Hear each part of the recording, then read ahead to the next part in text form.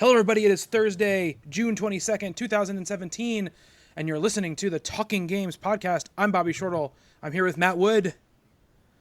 Hi. And very special guest, Sam Suvak. Is it Suvak? I've said your name maybe 1,000 times on the D&D podcast, but maybe always said it wrong? Yes, yeah, that's all right. It's Suvak. Suvak, like okay. a heavy vac, like a vacuum. So, Okay. but it's cool. I've heard it mispronounced so many times. Don't even care. Okay. So. If it makes you feel any better, your name is not the only name I've been mispronouncing on that show. So I've mispronounced poor Henrik's name, I think, like 1,000 times. So that's the way it goes, I guess. It's all part of the show. It's all part of the show. It's really just, it's because it's not really you guys on that show. It's like, fictional versions. So I'm just trying to, separate the two and make it different, as different as I possibly can. Yeah. Yeah, exactly. Definitely. Exactly. So Sam, you have been part of the Talking Games, Talking Comics family for a long time. And you're doing videos for us now on the YouTube channel. You've got your Ladies' Choice weekly video, and you're also doing Heroes Hideout with Cody. And you also pop on to some other videos. I know you're on the Friday the 13th video that went up today. So yes, I'll be all over those. Yeah. So my blood will be all over those because I am constantly dying. There's a really, really good video that Sam put on Twitter the other day that I will be putting into like a channel trailer for us because it was so good, of her dying in a really, really funny way. So look forward to that. But yeah, Sam, how did you end up like finding us, listening to us? What was the deal there? Well, I got into comic books a few years ago. A friend of mine got me in, and I ended up just listening to comic book podcasts. And I think I just found you guys mentioned in some articles on Google. And so I gave it a shot, and I really liked it. I tried Talking Games at that point, but I was like, this isn't really for me. And then once you left Talking Comics, I kind of started to miss my weekly Bobby fix. So I'm like, well, I guess I'll start listening to Talking Games now. And pretty much within about a month, my whole perspective on gaming changed. Previously, I had a PS3, and I was just horrified at the idea of spending $60 on a game. I just couldn't even believe people would do that.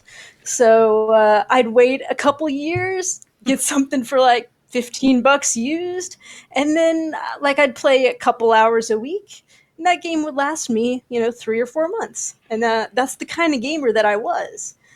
But then I started listening to the podcast, and you guys were always talking about all these cool games. Oh my god! Cost you a whole ton of money. Yep. So I'm like, okay, well, I think I need to get a PS4 so I can start playing these cool games. I've reached the point now. I'm like, okay, well, Destiny 2, it's about $90 to buy the game and the expansion pack, so I'm definitely going to get that. Should I pay the $10 more and go ahead and get that legendary sword? So yeah, that's where I am right now. I'm just playing games all the time, and you guys have been a bad influence on me. So here we are. Yeah, we brought that over from the comic book side of things. I brought that right over with me to this part of it. I had somebody. Ooh, that made myself very big on my side of the chat. It was not what I meant to do. Okay, I don't know how this works. Okay, so I had somebody tweet at me the other day. It's like, oh, I bought a Xbox One after listening to the podcast or something. And I was like, I have been wasting people's money for going on 6 years at this point. Too many people are willing to buy things because I'm like, yeah, you should get it. Like, we like it. And so I don't know how that came to be. I don't know how I got so, I guess, lucky, but it was just like, it's been a crazy, humbling, but awesome experience. But Sam, I'm really excited that you're joining us today. And we're going to talk about some games. And talk about some listener questions, one of which is yours. Sam. I know, that's just crazy. I know. I thought there's a stockpile of listener questions. I think we've answered pretty much all of your questions at this point. But this one we've had left over for a couple of weeks. I can always come up with new ones. I'm sure. Oh yeah. I think but this one we've had ready for a couple of weeks. And we didn't get a chance to do it yet. So we're gonna do that. But also I want to ask Matt, how's it going? It's going good. It's going very well. I'm trying not to fall into the trap of just trying to talk about the games I've been playing. I feel like I should. Oh, it's been going great because I've been playing this, or it's been going not so great because I'm playing this.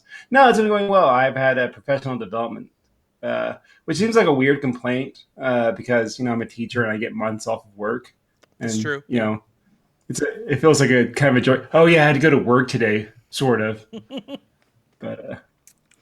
But when you're used Especially to after hearing having about off, though, when you're used to having off, it's it can be a pain in the ass. sure.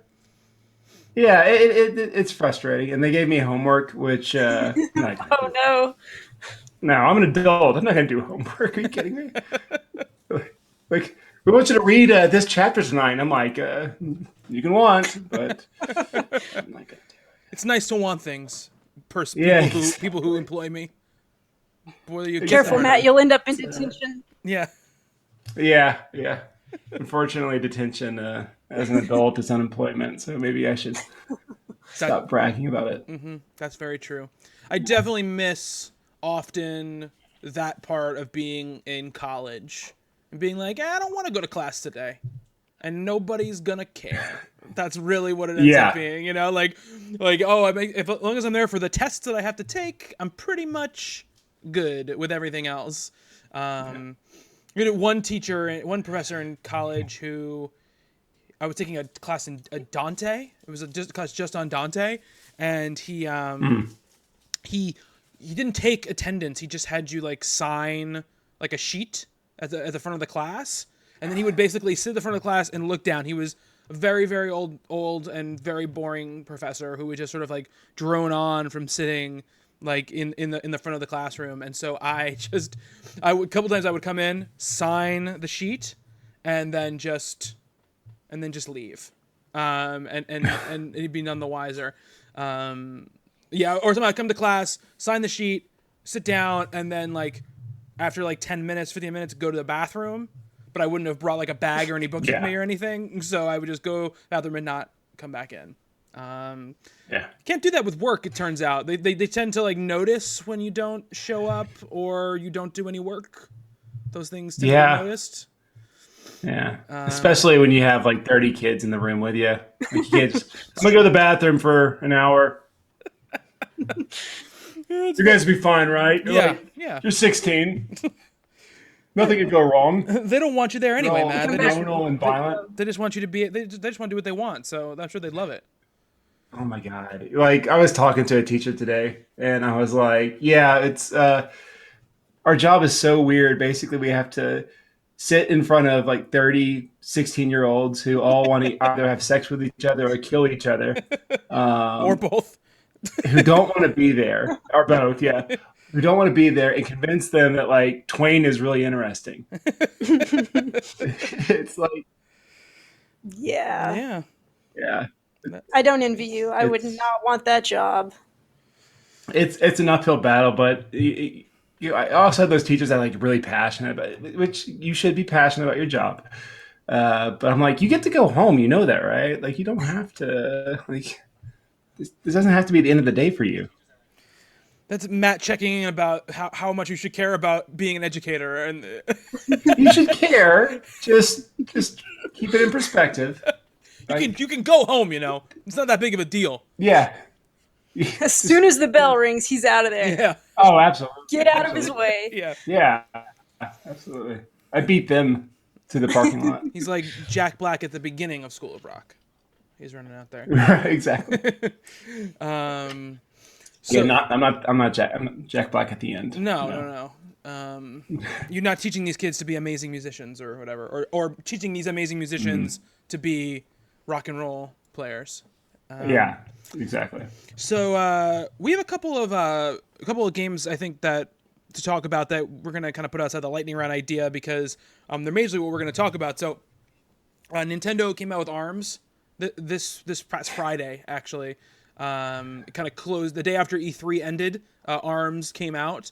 It's selling, we know, very well in Japan at this point. I think 100,000 in the first week, which is as much as Street Fighter V and Tekken 7 combined for its first week in Japan. Oh, So serious? Yeah. So Doing very well in Japan. Insane. Yeah, I don't know how it's doing here yet. I'm sure it's doing well. The Switch, install base is pretty hungry for games at this point, and so Exactly. especially a Nintendo game, I think is going to always do pretty well. We saw how well Mario Kart did, and that was a game that had already been out. So there's a big difference there. Matt, I know you got it. How many hours have you put into it so far? It's not like an insane amount. I've probably played it maybe 10 hours, maybe. That's a good amount since even Friday. that might be generous. I've played a few of the like tournaments and everything. Cool. I started off with the motion controls, and whoa, that is not fun to do anymore. It's just Was it ever fun to do? Dog. Was it ever fun to do? Come on, in 2006, in the dorm rooms, it was.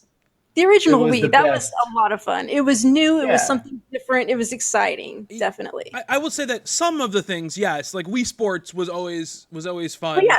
Especially tennis and bowling. Those two things were especially fun.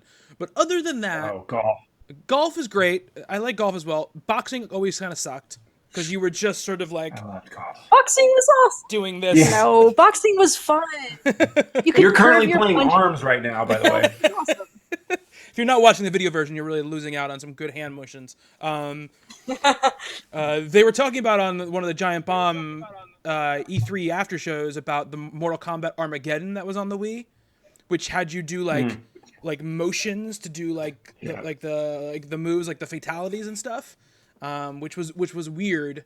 I mean, don't get me wrong, I had a lot of fun with the Wii, but looking back now, I feel like if you went back and played those games, they probably wouldn't be quite as fun. No, they lost their gimmick pretty quickly. Yeah. You look at like the latter half of that console's life cycle, where like every game was like just tilt the controller on its side and or plug in the classic controller. Like, what are you doing? You can hold this like an NES controller. That was a lot of that. Yeah.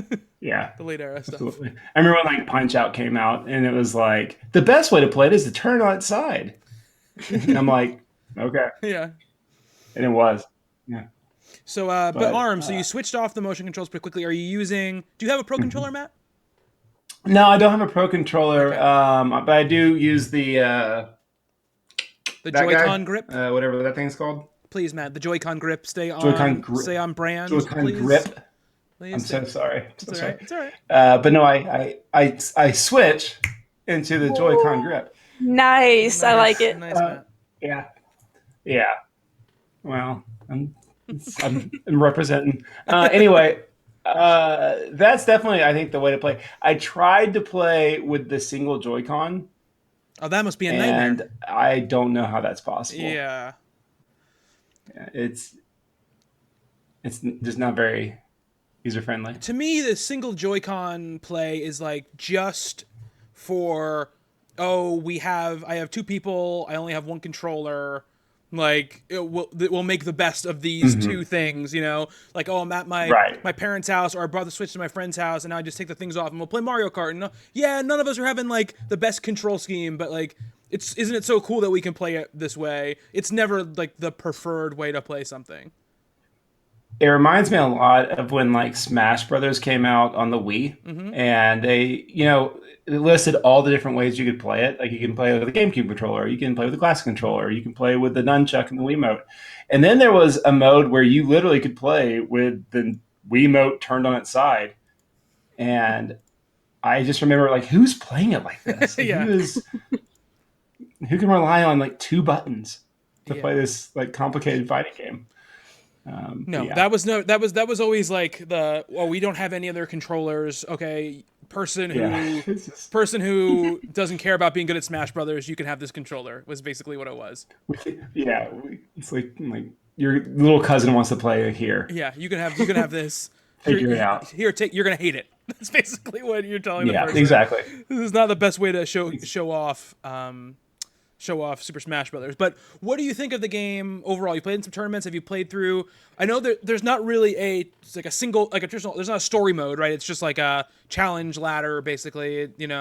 But that's how you can unlock stuff, right? You can unlock like arms and stuff like that. Hands playing, fists playing through that. How have you liked the experience so far? Just overall, how does the game feel to you playing with the Joy-Con grip?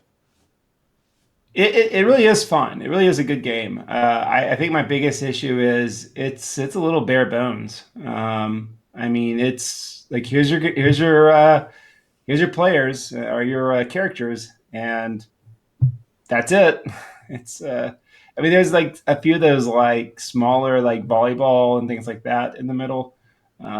Instead, when you're not just doing the one-on-one fighting, and that's fun. But I feel like it's a pretty that's my biggest gripe is that it's a pretty shallow experience. I wish that there was some more content there, and I've heard they're releasing DLC. And I feel like that's a bit of a bummer. I feel like this is one of those cases we've talked about this before. I feel like this is a case where, it sounds like stuff that could have been in the game when released that they're just kind of pushing out last minute. I feel like it's a thin package for what it is. Yeah, I'm wondering if it's going to be DLC like the Splatoon stuff, like free, just released over time. Oh yeah, obviously the best price is free. I mean, if that was the case, I would be happy. But I have a feeling I can't remember the character's name that you fight at the end. Is like Big Fist. I don't know what his name is. But he's going to be a character that you can download later on. Sure, that's cool. I've had a lot more fun playing online. Granted, I haven't played with anyone that I personally knew, but I'm on like the online lobby system, and that's a lot of fun. I mean, there's different. There's a little bit more variety there. There's like 3-on-1 and things like that, and that spices it up a little bit. But yeah, I like the personality. I like the aesthetic. I don't think these guys have quite made it into the beloved Nintendo characters list just yet. But they got what potential. bad are you saying about Helix? Okay. Well, if we're going to talk about Helix, I got plenty of bad to say. I personally like Min Min just because their arms are made of ramen. Yeah, Min Min's awesome. I love Min Min. She's my favorite character. Yeah. Which I could have just done a dart at a wall and said, "Oh yeah, sure, that's my favorite character." But if it would have landed on Helix, I would have had to throw it again because Helix creeps me out. Helix is a nightmare blob for sure. He is. He's some sort of nightmare. I don't really understand what. It's so funny because all the other characters are like, of course they have like these weird arms that are like spindly and do crazy things, but they're all like, except for I guess Bite and Bark, which are robots, right? They're all kind of like people. Yeah. Yeah, they are people. And then Helix is just some sort of monstrosity. I think the art style is awesome. I love the way that it looks and it pops and it moves really well too. I think that the frame rate staying at that like high clip, smooth frame rate is awesome. It definitely feels of a piece with the Splatoon sense of design. This kind of, I guess, the new sort of, I think it's to do with like the new designers coming up at Nintendo and creating things, but there's a little bit more of a weirdness to it. A little bit, things feel a little more free, a little more, freewheeling, I guess is the best term that I could use for it. I do think it's a thin package, but I think what is there is a lot of fun. I think it's really going to depend on how they build it out over time. But it seems to be getting received very, very well. I know Justin, who obviously isn't here this week, is loving it so far. And I haven't put a ton of time into it, but I think over the last couple of years, Nintendo has made sort of inroads into places that I didn't expect them to make inroads into. Shooters with Splatoon, and then I guess like fighting games with arms. It's both of them, and they talked about this right at the spotlight. He said it's like the summer of competition, what Reggie said. Yeah. But they do seem to be embracing that scene way more than I ever would have expected them to. And, absolutely. Yeah. And I think part of it's that they're starting to put a little bit more faith in online, and as you know. It dropped me out for some reason. Yeah, I don't know where Bobby went. It dropped me out for some reason. Did he freeze on your end for a minute? Yeah, it dropped. I didn't see him freeze. I just saw him disappear. Can Can you guys hear me? It dropped me out. Are you there, Bobby? Can you hear me? No? Can you hear me? No? Okay, hold on a second. Wait a second. Well, ARMS is... Quick, Bobby's gone. Let's just tell a bunch of puns. Yeah, exactly. Hey, I'm back. Uh-oh. And now Sam's gone. Wow, you were gone, and I was with Sam, and now Sam's gone. I tried to... There we go. She's back. I tried to fix my camera because I'm using the wrong camera for this, but I picked the other camera, and when it reloaded me, it wouldn't let me use my camera. Hi, Sam. Hi, I got booted again and then came back. I don't know what happened to me either. So yeah, no, the thing that happened to me was my fault, 100%. Because I realized, oh, my camera looks really grainy. I must not be using like my good camera, and then I went to hit my good camera, and it like wouldn't let me load it up, so it just like was a blank screen, and now Matt is gone. So I don't know what we can't all get in the same place at the same time. I see Matt. Oh, I just got I have this like connecting circle over here. He's here for me. He's not here for me. We're caught in some sort of weird divide loop where we can never be together ever again.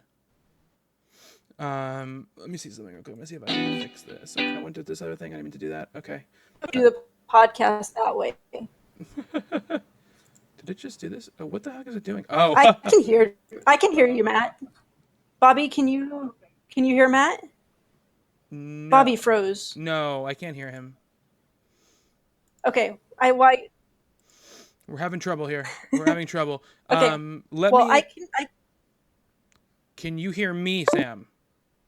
Yes, I can hear you. Matt just said he's going to log off and then try to get back on. Okay. Bobby, your video is frozen for me though, but I can still hear you. All right, let me try something here. Okay. It's probably going to pop me out and pop me back in. Hey, I don't know if anyone can hear this or watch this, but I'm still here. So you guys haven't been abandoned. You can probably hear me right now, but you can't see me, right? Whoa, Gizmo's here too. Gizmo's... he wanted to say hello. He just had his cookie. Hold on just a second. Come here, bud.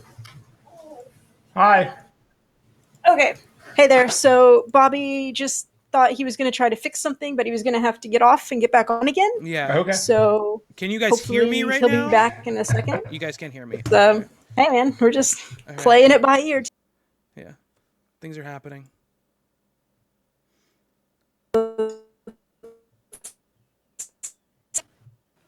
Can you guys see each other? Hello, can we all see each other and hear each other? Hi, Bob. I can see everyone. Okay, good. We're back. I can see and hear everyone. Okay, that was totally my fault. All of that was my fault, just so everyone knows. That was totally my bad. That was totally my bad. Okay. All right. So anyway, what we were talking about was ARMS. Yeah, that game is a lot of fun. And it's cool to see them moving into this competitive space. I hope that they keep doing it and we keep seeing some cool stuff come out of it, because I think. Yeah, go ahead, Matt. Go ahead. I think this is gonna be a classic case of the sequel to ARMS will be an excellent game. Yes, that's probably accurate. I want them to build off of this, because what I've played, the game itself is enjoyable. The gameplay is absolutely fun. I just need more of a package. Yeah, no, I totally agree with you. It's a thin game, and if they hadn't done what they done with Splatoon, I probably would have less faith in them. But I feel a little bit like they have gotten pretty good, at least with Splatoon, at supporting a game that felt thin at first. Because the original release of Splatoon was pretty thin as well. It was, yeah. And they built it out for free over a period of time. Had this come out instead of 1-2 switch, this would be awesome. Yeah. This would have been a terrific launch game, even as is. I think I wouldn't have had any complaints at $60 or whatever at launch. But now I'm starting to kind of want some, experiences. Yeah, and we got Splatoon 2 in just a month now at this point. Mm-hmm. Yep. And that seems way more fully fleshed out than even the first game got by the end of its life cycle. We've got single player. We got a new single player campaign, which a single player campaign in the first game was really good.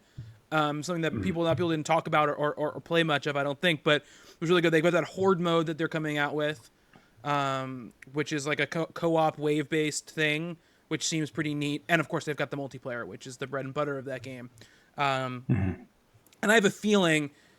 One thing is I'm really excited about the Switch in general. And we talked about this back with Mario Kart. Is that I think a lot of people are going to buy Splatoon 2, and a lot of people who never played the original Splatoon because nobody had a Wii U, they missed out on that game. And I think everyone is so right now in this great Nintendo sort of riding high. Everyone's riding high on Nintendo right now. So I think people who have a Switch are going to be like, well, this is the new game for Nintendo. I'm going to buy it. And a lot of people are going to get to play that game who never played it before.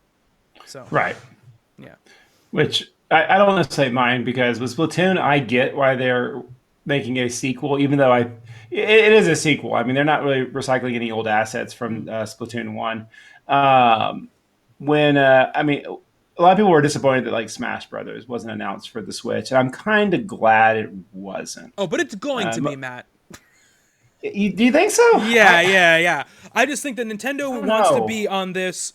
I think they're very big right now in being on this one first-party game a month train right now, and they want to space that out as long as they possibly can, because they won't want people to get that feeling that, hey, you can only play Nintendo games on this thing.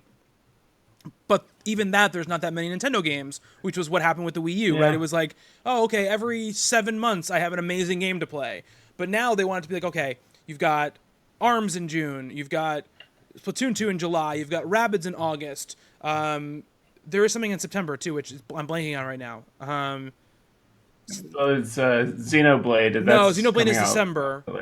December. Yeah, Mario is October. One of those months has that Fire Emblem Dynasty Warriors thing that's coming out. But they want each month there be a big Nintendo game. So I think that you're gonna announce it maybe later in the year or whatever, and it's gonna come out next year at some point to fill in a gap that they need to fill in along the way. I don't know if it will just be a port or a DX version of the Wii U game, which I would assume, because those games take a long time to make, right? I mean, Sakurai takes his sweet ass time making those games. So I feel like it'll be like a remaster of one of those games. But I think that I don't want it to be the only thing that things that come out. But there were so many good games. There was a good group of great games on the Wii U that nobody really played. So you can release them again, and as long as you release them with all the DLC and maybe 1 or 2 new characters and a couple new stages, like, people will play them like they're new. Like, Q never played Mario Kart on the Wii U, so to him it's just a new Mario Kart game. And I think that's going to happen with a bunch of their stuff. Like, I think you'll see Mario Maker. I don't know if it will be a Mario Maker 2, but you'll see some version of that game, I think, brought to the Switch. Well, and you know, I feel like part of that, and one of the things that is in I use as defense of why there may not be a Smash Brothers, is because they released that on 2 consoles. They released it on 3DS, and so I feel like they're going to try to concentrate any effort that, and I know there's not too much effort on porting it. I mean, there's still some. But I feel like any effort needs to be concentrated on just making one for Switch proper. I don't know. If a Smash Bros. Comes out on the Switch, I'm buying it. But I don't know. I kind of just want. I don't want this to be that thing when the PS4 first came out and like, oh, The Last of Us is coming out, and so is God of War and all these other games that I just don't want it to be a port system. I want some. I want something kind of brand new. And I totally agree with you. I want all the brand new stuff too. I just think when it comes to a game like Smash Brothers, I think that if you make a new one, what are you really... if you make a new one as opposed to remastering and sort of switchifying the old one, what are you really bringing to the table that a couple new characters and a couple new stages wouldn't necessarily bring? Because they're not going to mess with the mold too much, right? They're not going to like... Sure. And especially because the Wii U version finally got people kind of. I mean, there's still a huge contingent of Melee people who still play the Melee version, especially the whole like competitive scene still plays a lot of Melee, but the Wii U version is at least a well-liked version of that game for like the pro crowd and like the hardcore crowd, when the Wii version was not. So I feel like they don't want to mess with that, and also they don't want to wait 5 years for there to be a Smash Brothers game for the Switch, you know. So I feel like, you know, I would love to see.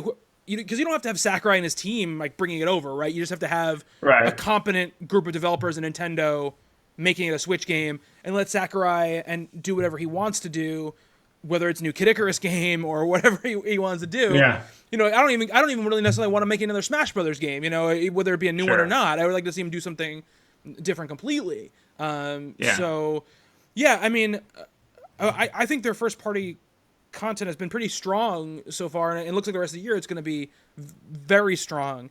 So I'm excited to see what happens with them, and I feel like they've got a lot of momentum for the first time really since the Wii era. And they've got the most, I'd say, for lack of a less shitty term, gamer enthusiasm behind them since what? The N64? The beginning of the N64? You know, even that, yeah. You know, when that system came out, everyone still thought it could be like one of the greats. Because why wouldn't it be? You know, because they had Nintendo and Super Nintendo. So that's the last time I feel like it's really been. And the GameCube was also had its diehard group of fans, and that was a great system. But this is the first time I think the mass market and the gamer like mentality has come together in a way with Nintendo in a very, very long time. Absolutely. Yeah. And I'm excited about it. I'm always excited when Nintendo it has like the chance to make a mark, right? So Sam, the other big thing I want to talk about is Friday the 13th, which you've been playing a lot of with Cody. Oh yeah. So fantastic game. So you're enjoying it. So people don't know what Friday the 13th is. Why don't you explain what it is and then talk about why you're enjoying it? Okay, so it's a survival horror game. One person plays as Jason, everybody else is camp counselors, and you are trying to either find a way to escape the camp, you have to survive 20 minutes, or you can kill Jason. Jason, of course, is trying to kill all of you. That's his goal. It's really complicated on how to kill him. You have to do these specific steps. We haven't done that yet. We've tried a couple times. Hasn't worked out very well for us. But there's nothing quite like it. You're in a cabin. You're looking around for some loot. All of a sudden, the lights go out, and you're like, "Oh shit! Jason is here somewhere. I'm not sure where. He's coming to get me. I've got to try to figure out a way to get out of the cabin before he gets me, and then try to run to safety." He's got some special powers he can use. He can teleport around the map. He has a little sense vision, so he can like look and tell if someone is in a building or if they're out in the woods. He kind of sees like a little infrared image of them. He has like this super speed where he can go really fast to try to catch up with you. And then he has one speed where ability where he can turn invisible to kind of stalk you. I'm not really sure how well that one works though, because every time I've tried to use it, everyone can still see me. So I'm like, I don't know. I thought I was sneaking up on Cody. He's like, "No, I see you right there." I'm like, "What's going on? This is horrible. I'm a horrible Jason. It's more stressful for me to play as Jason than to play as a counselor, because I'm just wandering around, never even finding anybody. And the counselors can fight back, so they can pick up weapons, get like a baseball bat, a fire poker, a flare gun. And if Jason's coming after you, if you get a good hit on him, you can stun him, and that gives you time to run away. So I spent a lot of time getting stunned as Jason, getting knocked down and waiting for myself to get back up, and just running, chasing, using my super speed and just overshooting the counselors. It's not as easy as you'd think it'd be, but it is a lot of fun, I have to say. So Bobby, you've been playing it? I only played one. I only got time to play one match since I bought the game. I've watched a bunch of it. Like both, I watched the video just came out today, but it was in our back end for a couple of days. So I watched your guys' video, your What Is, and that's on our YouTube channel right now, which is youtube.com/talkinggamevideos, which we now have a URL I can just say out loud that it's not like a million numbers and symbols. And we're doing a new series of videos, by the way, called What Is, which is basically exactly what it sounds like. If you don't know what a game is, you're not sure about what it is, we sort of explain it to you and show you a little gameplay. We have one for ARMS and we have one for Friday the 13th, so it goes along well, synergy with the podcast discussion today. Yeah, so I've watched a little bit. I've watched some other streamers who I enjoy watching play it, and it's cool. Like this type of game like was in the news or in vogue a little bit a couple years ago when Evolve came out, which was a 1v5 multiplayer game. It was much more focused on. You just froze for me a little bit. Oh, okay. Okay, you're good now. Okay, so Evolve, Yep. which was like this 1v5, one person is a monster and the other people are hunters and trappers and stuff like that, and you have to try to trap this monster, and the monster's trying to kill all of you, right? And so in its wake, it seemed like it was gonna be very popular before it came out. Then it hit, and then it kind of just died on the vine. But what happened was, I think a lot of companies on the lead up to Evolve coming out saw like this is going to be huge, let's start making games that are like this. Then Evolve came out and kind of tanked, and then there was like a couple games that came out that didn't really do very much, but then a couple of these horror themed ones started coming out, which last year a game called Dead by Daylight hit Steam in early access, which is the same exact sort of concept, right? Which is like, it's a little more broad. It's like, okay, here's like a horror monster. Not all of them are licensed. They do have Michael Myers in that game or whatever, and 5 counselors or teens or whatever who are trying to escape and not get killed or whatever. This one I think has hit harder than I think any of them have hit. I mean, obviously it has a huge license, attached to it, and a license that I think a lot of people are hungry for, because it's not one that has had much attention in the last few years in movies or anything, and B, has never really had a good video game. And in fact, has one of the notoriously worst video games of all time based on it. Matt, why you look so sad? I like throwing rocks at Jason. I like purple suit, blue mask Jason is my favorite. And in fact, they just released him in Friday the 13th.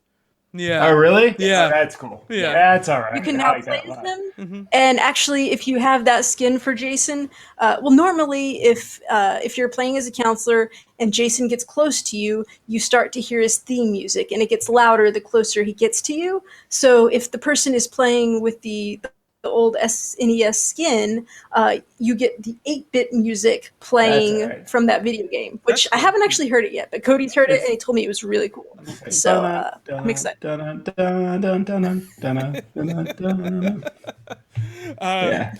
job, Matt. Yeah, thank you. But yeah, it seems cool to me. Like I only played once, and I didn't play with people. I didn't play with anybody. I just kind of booted it up and let me just run around and see how it goes. And I died very, very quickly, because I couldn't find anybody else, and I couldn't it was just, I just heard the music, and I survived a little bit longer because I hid and he couldn't find me, but then I was just like, I guess I'm just gonna try to run, and then he found me and got me. One of the things I like about it are, if you watch the movies, like down to the where the cabins are in relation to the other cabins and the buildings, it matches up. So if you watch like 2 and 3, like they did a bang up job with like the geography of Camp Crystal Lake, which I think is pretty cool.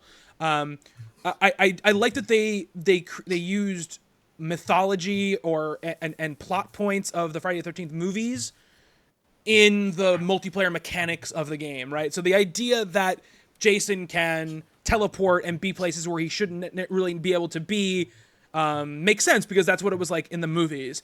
My one qualm is that I wish he couldn't do it when you were looking at him. Like I feel like, because that never happened in a movie, right? Where you'd be looking at him and he'd just disappear. But I feel like if he just walked behind like a shed or like you turned around, then that's fine, whatever. But when I'm looking at him and he just teleports, I'm like, hey, come on, like you're breaking the Jason immersion for me. But I mean, that's just like a little, like, obviously a little thing. I think it's really cool. it fits into this group of games, I think, that have been popular for a while, but are becoming very, very popular and hitting ahead, I think, in the mainstream right now, which are these player story games, right? Which is why I love Battlegrounds so much. It's why people love playing, Destiny or Minecraft or whatever. It's because you can play them, and even though when you play them, you're essentially doing the same thing over and over and over again, the fact that there are real people in there with you, and the fact that there are systems at play, every experience is kind of different than the last one. And it's one of those games that's fun to watch clips of the game from people, because they can be hilarious, where the things that happen while you're watching them. I'm glad they got all their server problems mostly under control, because there was a lot of problems at launch with the game, which is why everybody got that free 8-bit Jason skin, because they had so much trouble when they launched. It was like kind of a mea culpa. They said, like, here, like, we're sorry about everything went wrong. Here's like a free DLC pack for everybody to use. That's cool. Yeah. Is Kevin Bacon in the game? Not yet. Maybe he'll be someone they introduce later. That would be awesome. Yeah. No. I think it was originally a Kickstarter, so they've got different stretch goals that I don't know if stuff is still coming. But just one of the things. So we were playing last night, and I learned something new about the game. Counselors can play as complete assholes if they want to. I was driving a 2-seater car, and a guy was with me, and Jason stopped the car, and so this guy got out to fight him. This other counselor ran up, shot the guy I was with, and got in the car with me to escape. So you can take out other counselors if you feel that it is to your benefit. Cody did find out the hard way. There's a 1,000-point penalty, though, if you do kill a counselor. He and I were working together. Jason had grabbed me. Cody tried to shoot Jason with the shotgun, but apparently it's got a wider spread than he knew, and he accidentally killed me. So Cody's killed me on purpose. He's killed me accidentally. It happens. But yeah. It's a lot of fun. Yeah, I'm excited to play more of it, definitely. It's been tough.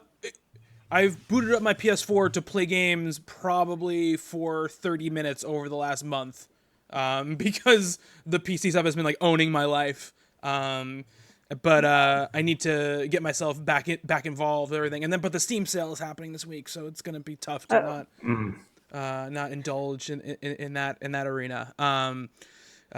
We need to get you playing with us, because we need a little posse together, because you really need a group if you're going to actually try to kill Jason. Oh, you I'm need in. Lots of people working together.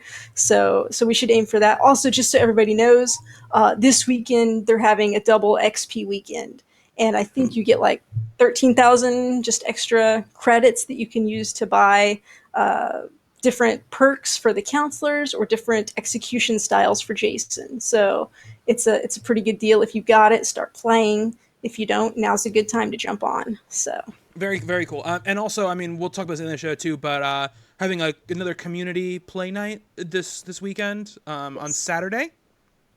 And Sam, you will be there, probably kind of in charge of it this time around. Hopefully we're all hoping that the weather, this tropical storm, doesn't hit Cody. Yes, then it'll be the both of us together. So that's the goal for this week. But if I not, I'll be there. That not everybody is in our Discord chat, so they don't know the detail. Yes. Cody has some bad weather bearing down on him, so hopefully he'll be able to be there. If he's not, there'll be definitely a group of people there. I have to work, so I will not be able to be there, but the next time I'm going to be there, I promise. So the only thing I really did this week, as far as like, other than the stuff I always talk about every week, which I'm not going to talk about again, because people are going to get sick of it. We've got enough content of that game on the site and talked about on this podcast, but I finally played through the third episode of Walking Dead Season 3. It's all out now. I played the first 2 episodes back in December when they came out, and they just kept coming out, and we just kept kind of forgetting about them. And then finally this weekend, my wife and I were like, okay, we need to play this episode. I enjoyed the first 2 episodes well enough. The third one has what I would say is my least favorite thing about these games, which are long, easily failable combat sequences that are insta death if you miss, one X prompt, one swat of the stick or anything like that. And there's a big long one at the end of this episode, which is like it's multi-stage, multi-part. And if you die, you have to watch, the same 20-second like story little thing before you go into the action. And it has what is the worst part about these Telltale games, which is that thing where you have to move the cursor onto something and hit like the trigger button, whether it's shooting or grabbing. It's been the worst since the first moment of the first Walking Dead game. They did it, and it was not good then, and it's not good now. And it feels to me a little bit when they do stuff like this where they still feel like, oh, we need to have the part where that you could die, so it's still a video game thing. And it's like, people aren't there for that. People aren't there for the killing the zombie part. Like that could be a cutscene. Nobody would care. All they want to do is just make choices and see what happens to Clementine. That's all I want in the game. Like the voice acting is still good. Like the engine is dated, but I still don't mind the art style. Like I still like their art style well enough. The new lead is good, but the problem is having a new lead, but also having Clementine, who is a character you followed for the 2 other games and is like your central focus in those games. You don't make decisions because the character would make the decision. You make whatever the best decision is for Clementine at that moment, because that's the character I care about. That's the character I want to know what happens to her. And it's tough because, like, to me, she's one of the best characters pretty much ever in games. So it's obviously a tough act to follow with anything. And I applaud them for trying to do something different and using a new character. But I think by doing that, of course you have to include Clementine because the fans would kill them if they didn't have her as a major player in the series. But by keeping her in there, it makes it really difficult to like care or really get invested in how the other people are going to work out. How old is she now? In this game, she's like late teens, I think, or I think she's like 16, 17 or something like that at this point. That's crazy. I think. I can't remember if they said her age or not. That's the big thing. Aren't those games kind of within the same universe as the comics? Yeah, technically they are. Technically they are canon, I guess. Yeah. Okay. Yeah. And I mean, and they have good characters, and I mean, the first game is, I think, one of my favorite games of all time. I think that the story is amazing. I think the characters are amazing. But even back then, that was like, except the part where you play the game isn't the best, right? That was always the thing about those games. It remains true to this day about those games. Like, that's just what it is. Like, Batman was fun, but the part where you had to fight people is not the best part of Batman. They did a much better job in Batman, I'll say, than a lot of the other ones. But it's not the part I'm there for. I'm there to just be like, oh no, I want to say this sassy thing to, the Penguin. Like, that's why I'm playing the game. And where I feel like other games have just doubled down on just like, nope, you can't die. There isn't never whatever. It's just going to be conversations. It's just going to be story. And these games feel like they're just still caught in that era where they feel like they still had to have some sort of like interaction that was more than just conversation. And I feel like we could have moved past that by now, but they have such a machine going that's just like, what are they going to do? Those games are always successful. They're always popular. So what are they going to do? Change it? They have no time to change it because they're always making 7,000 games at one time.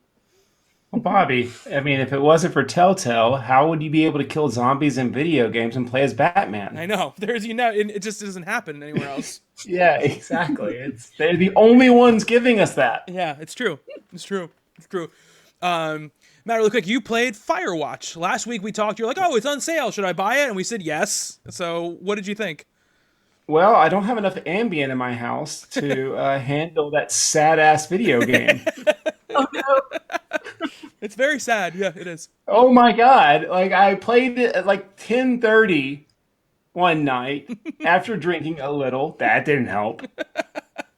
It's like her parents come by to visit, and they see the state that your house is in and decide that it's best if she lives with them for a while, and you decide to, and you still drink and blah, blah, blah. I'm like, oh, my God. Like, this is why I play Nintendo. This is why all my games are old, is because you don't have to handle real life stuff. But I have enjoyed it. I kind of enjoy the moments when you get to do a little. You get to be a little free. Like the first day, you get there's the teenage girls swimming naked, and you like walk up on their good time. They have their boombox playing very loud, generic '80s music, and they're like yelling at you, calling you a pervert and everything. And you can just pick up the boombox and throw it into the lake. And I love that. I love them just being like, "Don't make fun of me.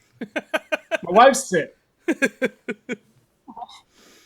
Yeah, there's the option of like you can say, "You don't understand me." And I'm like, don't say that to those teenage girls. No. They'll eat you alive. Yeah. Trust me, I'm a teacher right now. I know. I've said it too many times. There's so many. Teenage girls are so mean. Mm-hmm. It's very true. They're the real video game villains. Yeah. Good thing there's never been a movie or anything that has teenage girls as the bad guy. No. Did you finish it? Telltale, call Telltale up. No, I haven't. I played a few other games in between. It's kind of I get the feeling this is going to be not a very long game. No, it's like 3 hours ish. Okay, yeah. Well, I'm glad. I'm kind of the price was great. It was like $7. Yeah. So I'm not bummed out at that at all. Like if I paid $12 to see a movie that's like an hour and a half, and sometimes those suck. So this is better already. But no, I'm taking my time with it just because I'm kind of enjoying it. So I don't want to rush too much into it. Well, that's good to hear because it was one of my favorite games of last year. So it's amazing. And actually, former Telltale people made the game. Oh, really? Yeah. They left Telltale and started their own studio. And they made Firewatch. Yeah, I'll be curious to how you feel about the ending because that's one of the things that is the most contested things about the game. But yeah, the opening is one of those things where it's just words. It's just like words on a screen where you're just picking like options, and it is so affecting and so sad. And every option sucks. It's true, but it gives you this great in just 2 minutes, it gives you all of this backstory and all of this context for who you are and what you're doing, and part of it is chosen by you, not what you're doing, because you're going to go to the fire tower no matter what choices you pick there, obviously, but you're going to pick sort of who this person is, and why they're doing it. And the thing about Firewatch, which is I think the most impressive, is that it is sad, but it's not like big dramatic melodramatic sad. It's just like sort of real life sad, which is I think the toughest thing about it, right? That's the saddest of the sads, the real life sad. Oh yeah, absolutely, yes, yeah. But you don't get that much in video games, right? You don't get that much real life sad. You get like huge big concept sad most of the time. Even if it's contained within. Sometimes you get real sad, but it's contained within giant crazy situations, right? Like The Last of Us is real deal sad, especially at the end. It's incredibly sad, and it's sad in a complex adult way, right? It's sad in like this person and this person are now probably inexorably separated because of a decision one person made that they thought was the right decision, but it was most likely the wrong decision, and that's going to tear them apart. But it's still within a zombie, like this crazy, post-apocalyptic scenario. And Firewatch is like, nope, it's just a dude who just took a job to get away from his life, which is a very real life, scenario.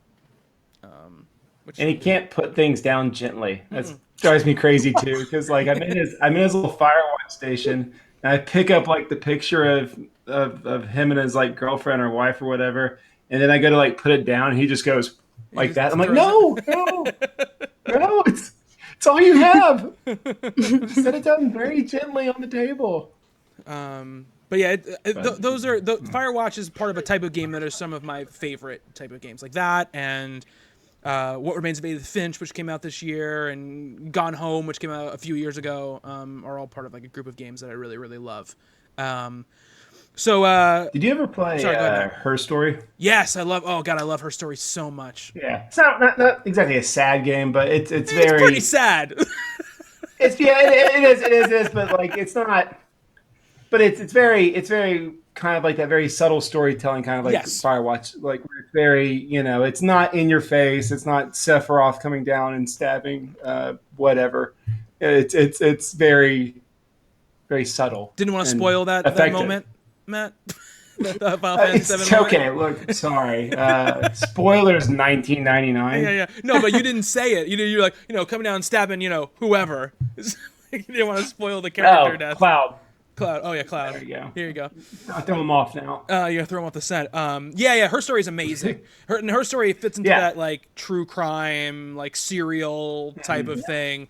But the idea that just like, I can just search for like these keywords and clips, and I can find them in any order I possibly can. And so everybody who plays it has like a different way of putting together the mystery, I guess. But I know people have trouble with the ending of it because there is no there is no win, right? There's no like, I figured it out. Let me solve the puzzle. That's not how it ends. It goes like, the person goes, are you satisfied with what you found? And it's like the most existentially burdening question you could possibly be asked in a video game. Right. I was not satisfied, not at all. That game left me thinking about it for like days afterwards. Yeah, but that's what it's supposed to do, Sam. That's the point. I know, it was amazing. No, I loved it. I thought it was fantastic. There was lots of things I did not trust and that I did not believe. No. I'm ready for them to port it to Sega CD. Come on, that FMV is way too good for really, Sega CD. It would actually play pretty well on Sega CD, probably. But it would be a little more. It would be a little more compressed. The video would be a little more compressed. Oh, absolutely. Yeah. But that'd be pretty cool, actually. So let's get some of these listener questions, huh? Let's go. We're gonna skip over a few of the games that we were gonna talk about, but we should get some listener questions. So Sam, I'm gonna start with your question, so that maybe you have an answer for it. What are some of the best some of the best video game soundtracks you can stream for free online? So Sam, what are some of your favorites? This question came up because I really wanted to listen to the Nier Automata soundtrack, and it wasn't on Spotify. And I was like, oh my God, where can I get this? I eventually found it on YouTube. There are a bunch of videos for it on YouTube. The good ones are like just the best of soundtrack of it, and they just put the best songs together and let you listen to that. I've been listening to that a lot. At work, I get stressed out. I'm like, I just need some alone time. I put in my headphones, listen to that. It's been really good for me. I was listening to the Horizon Zero Dawn soundtrack, which is on Spotify, and also the Doom soundtrack is on Spotify. But those were the main ones that I had. What kind of music do you guys like from the video games? The Doom one, not so much for the anxiety though, or stress, right? No, not for the sleep. Just because, like, get you excited, get your blood pumping. Yeah, totally. No, Doom is an awesome one, though. Doom is not the kind of. Yeah. I love Doom in the context of the game, not really the kind of like music that I listen to outside of the game. No, for me, both of the Supergiant games, Bastion and Transistor, both have like absolutely amazing soundtracks. I prefer Bastion over Transistor, but it's mincing hairs because they're both amazing. They both have just spectacular music and so great to listen to outside of the game as well as just as part of the game. Love both of those. I love obviously the like Fez, the Disaster Piece stuff. So Fez and Hyper Light Drifter as well are both like amazing music. Disaster Piece also did the music for It Follows, so he's that composer. I love that stuff. Persona 5, I love that soundtrack, and that's really going to stream online, especially because it costs like $70 to buy the full soundtrack or whatever, because it's like 6 discs or something. It's ridiculous. Yeah, it's a ridiculously long they soundtrack. Really are ridiculous. Yeah. But that I love to listen to. That's a YouTube one. All the other ones you can find on Spotify that I've mentioned. I don't know if Persona is on Spotify or not. But I don't think it is. I'm trying to think what else I really enjoy. I'm gonna keep thinking. But Matt, what about you? Well, obviously, I'm the older game guy, but one of my favorite websites, if so, like, yeah, if you want like a specific game, luckily people have done really good jobs of like putting pretty much any video games like complete soundtrack from the 8 and 16-bit era on YouTube. So if there's like a specific game, like say Chrono Trigger or something, you just want to listen to the soundtrack of that, YouTube's perfect for it. But nesguide.com has 8-bit radio, and basically any NES game, it's randomized. So that's kind of a bummer. Sometimes you get stuck on some pretty lame songs, but it's nice because you can mix it up and switch it from like NES games and Super Nintendo games, and sometimes that's just fun to listen to. I kind of like that chiptune kind of music. My favorite game soundtrack, and I probably have like different answers for this every other week, but I love Scott Pilgrim versus the World Oh soundtrack. yeah, good one. Yeah. Anamanaguchi's. Yeah. It's on another level. It's a bummer you can't buy that game anymore. So hopefully you already have it. But yeah, that's what happens with licenses. Yeah. Both the film soundtrack and the movie soundtrack and the game soundtrack are awesome. Mass Effect is a big one for me, like the original Mass Effect one. It's like got this very Vangelis Blade Runner type of feel to it, and they kind of got away from that as the games went along. But that first one just has that great like synthy stuff, which I absolutely just love to death, and I like to listen to it kind of at all times.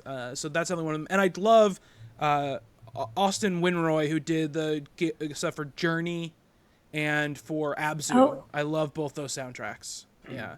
Amazing music. So I feel like something orchestral music kind of gets like forgotten about a lot when it comes to video games, because you think of it as more of like the electronic stuff or the chiptune stuff, but stuff like the Winroy stuff or like Ori and the Blind Forest has amazing music as well.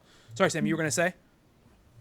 Oh, you just reminded me of Valley. I remember when I was playing yeah. that, I loved the songs on that, and I wish that it had played more consistently throughout the game, but they were fantastic. I should look that one up. So Yeah, when you got like that first time you got the powers and you got into like the open and you could run, Oh, like yeah. there's this great swelling orchestral score. Yes. That was Yes. that was a fun video game. I love that game. Yeah, that was a good game. That's also, I think, on sale right now, actually, on the PSN for very, very cheap. Oh. You can get it for like $4 or something like that. It's a very fun game. Yeah. It's so worth it. It's fantastic. Yeah. Yeah, I mean, those are the ones I can think of at the top of my head. I do love, I think the Nier Automata soundtrack is awesome. Really, really good. There's been a lot of good soundtracks, I think, this year. The Breath of the Wild soundtrack is pretty amazing as well. And I mean, I'm with Matt too. Like, I listen to a lot of old game soundtracks as well. But I also really enjoy like the video games live stuff where they sort of reorchestrate like old themes with giant orchestras and stuff like that. That stuff is really, really cool to hear. Like, I mean, this is now obviously it just exists because it's in the video games, but back to hear like the Hyrule Field theme like with a full orchestra, like 5-10 years ago was pretty amazing because you didn't hear that. The Mega Man soundtracks are all great as well, and they have like there's great, and I also enjoy the remixes of stuff like that as well. Like I forgot the name of there's this one group that does like all of these remixes of all these NES games and SNES games, and they're just amazing. And they're fun to listen to. The Smash Bros. Soundtracks are always awesome. Yeah. Yes. Especially if you can go on some websites that are not exactly the most legal, but you can find like the ones that have like all 600 something songs from Smash Brothers and things like that. If you want to hear 4 different versions of a Fire Emblem theme, you can definitely do that. Yeah, but that was Smash Brothers. I think it was actually, Brawl, which had like was the first one with like the castle siege level that moved or whatever. I think that was Brawl. Was the first place because I'd never played a Fire Emblem game before. Was was the first place I really heard that theme, and I fell in love with Yeah. that theme because it's so awesome. And that was also a place where you Yeah. got all these really great versions of old Nintendo game scores that had only been chiptunes before. You know, they reorchestrated all of them and blew them all out in these giant pieces, and it was awesome. Not to mention just the Smash Brothers like theme is awesome as well. Yeah, yeah. It's the composer from like Final Fantasy 3/5. Yeah, yeah, It's that guy. That composed that like over like that really like why is this in Smash Brothers yeah, theme? yeah. The dun dun But dun dun dun yeah, dun dun yeah. dun. The one for Wii U, the menu has an option where you can just like randomize all the songs and you can separate them by like a character or whatever. They know that they have a pretty awesome collection of music there. Yeah, I used to love playing like Brawl and the Wii U version when you'd be playing and like you'd be doing a big like 4-player brawl and like you'd be being cutthroat and then you see like that disc like fall down out of the sky. Oh, yeah. And everyone's like, and everyone freezes, You freak out. and all of a sudden is like playing on the same team, trying to make sure they grab the soundtrack disc Yeah, exactly. so it would unlock for the person's like system that you're playing on. We need the remix of Mock Rider. Hurry! But yeah, I mean, I love Good song. video game music a lot. Like I love listening to it, and I love all the different versions of it. And like I would always prefer like, oh, the music works great in the game. And then if it works great outside the game, that's a bonus, you know. But Yep. there have been plenty of Yeah. great music where I'm like, okay, like I don't really care about the game it's in, but like the Hotline Miami soundtrack is amazing. I'm terrible at Hotline Miami. I don't care about the game like at all, even though I recognize the craft and skill behind it. But I love listening to the music because it's just so cool. So, You mentioned Journey and Breath of the Wild. I really like the experimentation with ambient soundtracks now, where it's very much about like the time of day you're playing and like seasonal stuff. And sometimes the music matches like the movements of the boss. Like I love like in Breath of the Wild when you fight like the Hinox or whatever, and like when you finally strike the killing blow, like the music plays its ending, and it's like it's perfectly timed yeah. too. And I think it's awesome. Yeah, absolutely. Sam, you have any more in your head? Did you jog any more out of your memory that you love? Nothing really. I was just thinking I've been playing Typewriter recently, and I like the music in that, so I should check and see if that's online somewhere too. I can probably That's guarantee you, about it. Sam, it's online somewhere. Everything is online somewhere. Yeah, absolutely. You'll definitely be able to find it. Yeah. But yeah, I think that we'll definitely talk about that stuff more because I love talking about video game music. So we'll do an episode about that in the future. So I don't remember if we answered this question or not. So I'm going to ask it. And Both frozen for me. Oh well, we should come back for you. Don't worry. Okay. right. I think you're back now. Okay. You're frozen, but I can hear you. Okay, that's all that matters. Cool.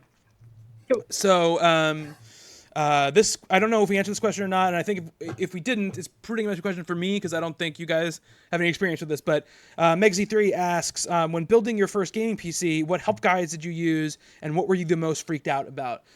So Hugh has built one recently, but I've built a gaming PC as well. And this question has kind of been sitting in the hopper for a while, so I wanted to make sure to ask it. Answer it. There's a couple great places you can use. Pretty much if you Google search like building a gaming PC, like you'll find great YouTube videos and step-by-step guides to do it. Tom's Hardware is a great place to go for tips on that. PC Part Picker is a great place for advice on what you want to use for your PC parts, but also advice from other people who have experienced it and gone through it. But watching YouTube videos is really the best way to do it because it will demystify. I'm gonna look up right now what video I used. Demystify like the actual like components and what they look like, and how you do it. But yeah, Tom's Hardware is great. PC Gamer is great as well. But you just find or just search on YouTube. how to build a gaming PC, and you'll find great videos from a lot of different people on how to do that. And it's I recommend it to anybody who is into it and has any idea and has any inkling to do it, because it's a lot of fun, and it demystifies a lot about what's inside your computer, and it helps you in the future troubleshoot things both for your gaming PC and just in life when you have computer problems. I'll say that the thing that freaked me out the most was attaching the actual CPU to the motherboard, because you have to put a lot of like force behind snapping it in, and then you have to snap the cooler on top of it, and that is also like it's like a really loaded spring, and it can. If the CPU is probably, if not the most expensive thing that you're going to be installing, the second most expensive thing behind your graphics card, and it is like the size of a matchbook. And if you break that, then you're down a lot of money. You have to do whatever. So it's just like, it's one of those things that can get very stressful. But I will say that was the most scary thing to me. The thing that actually kind of I was the worst at doing was connecting like the little connectors for like the USB ports from the motherboard to the case and all that kind of stuff. Like there's a lot of little prongs that can get bent and stuff like that, which can be very stressful. But honestly, if you just go slow and you just kind of have a little bit of confidence that these things are kind of now built for anybody to put together. They're not just built for engineers to put together or people who are really experienced in it. Like everything is pretty much labeled. Everyone's pretty much like, okay, power A goes to power C, that kind of thing. It's a really cool experience, and I hope that you do it. And if you do, let us know, because I'd love to hear about your experience with it. Matt, you just like modded an NES, so was that like stressful for you? It was terrifying because it's with the top loader, those are getting harder and harder to find, and I did not want to accidentally solder like a compressor off of it or something, or like I just have to like go on faith a little bit. But I've thrown around the idea. Mara at one point really wanted to build a PC. There was a while there where she was really flirting with getting really heavy into World of Warcraft. Okay, that seems pretty. We had to lines up to me. Yeah, it's just like, are you sure you want to? You sure you want to do this? Don't you like the idea of finishing your doctorate? But she ultimately landed on just getting an iMac, which is like the total opposite. Yes, yes, it is. It's like you can't do anything. You can't once it's there, you can't open it. You can't change anything. You can't do anything. Yeah, absolutely. Yeah. It is what it is. It's a big old iPad that you can type on. Yeah. Sam, have you ever thought about building a gaming PC? No, not really. I'm pretty happy with my PS4. I've got plenty to do there, and then just keyboard and mouse is not really for me. I've got a lot of, just from years of desk work, my hands aren't up to it, so I can't go for very long on a computer like that. So I just don't think it's really worth it for me. So I'm just gonna stick with my console. To be fair, I play most of my games on computer with a controller. So yeah. Only the games that force me to play with a mouse and keyboard do I play with mouse and keyboard. So, and the game that shall not be named. Every once in a while, I do want to play X-Wing and TIE Fighter. Well, yeah, but I'm pretty sure you can play that on your iMac, Matt. Hey, I don't know. I'm pretty sure it will run on your iMac. I'm pretty sure you can make it happen. Yeah, it might be. That still might be too demanding. I don't know. I run a lot of stuff. I'm really good. You're really good. So it's just gonna be your skills. You're gonna be moving around too fast, doing too much. It's gonna be too much for everybody. Yeah. I'm just melting the. Yeah, you're melting the processor. The Apple logo right off of it. Yeah. We can't keep up with all this amazing gameplay. This CPU is not built for it. Yeah, exactly. Can't do it. So yeah, I think that's gonna do it for our listener questions and for for Talking Games for this week. Please make sure you follow us at talking_games on Twitter, and go subscribe to our YouTube channel, youtube.com/Talking Games videos. Follow us on Twitch, twitch.tv/Talking Games. We've got a lot of videos going up now on the YouTube channel, and we've got a good solid streaming schedule as well. Like I said, the What Is Friday the 13th just came out today. It has Sam on it, as well as Cody. We have I'm doing the morning run again, Thursday and Friday. Tomorrow, put out a poll. It looks like right now ARMS and Friday the 13th are tied for what I will be playing tomorrow morning. So we'll see what happens before tomorrow morning. And then Friday will be more Player Unknown's Battlegrounds. So I think that's gonna be my usual Friday for the morning run, for at least the foreseeable future. But then we've also got new Monster Class that just came out on Wednesday. We're at part 4 of Until Dawn.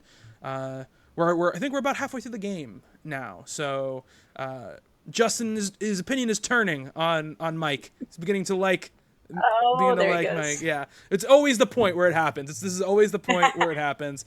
We just got through the big long sanitarium chapter, so we're really on the right past the midpoint now. So I'm excited to play more of that with him. Ladies' Choice, which comes out every Tuesday, just came out. You just did The Crew, and Sam, you cursed a lot in that video. Yes, more than I've ever cursed on a video before. Yeah. Probably more than I'll ever curse again. That was an experience. And yeah, we'll see. So yeah, but if you want to see some really bad driving, go check out that video. Or some really really good cursing. Yes, check out that video. Definitely. I did like this one where I was like looking at my PSN friends list last week, and I was like, why is Sam playing The Crew? That's a weird one for her to be playing randomly. And then I see like on the schedule, The Crew, and I was like, now it makes sense. Now it makes total sense. Yes. The things we do for video content. And Matt has his own show starting this Saturday. Why don't you tell the folks what it is, Matt? I think part of me just wants you guys to go on faith and it goes in a direction, but ultimately it's me and my friend Ty playing games where we are given a category and we play games that correspond with that category. So it'll be different theme based ones. We have some pretty interesting ideas of what we're going to be doing with this show, but it's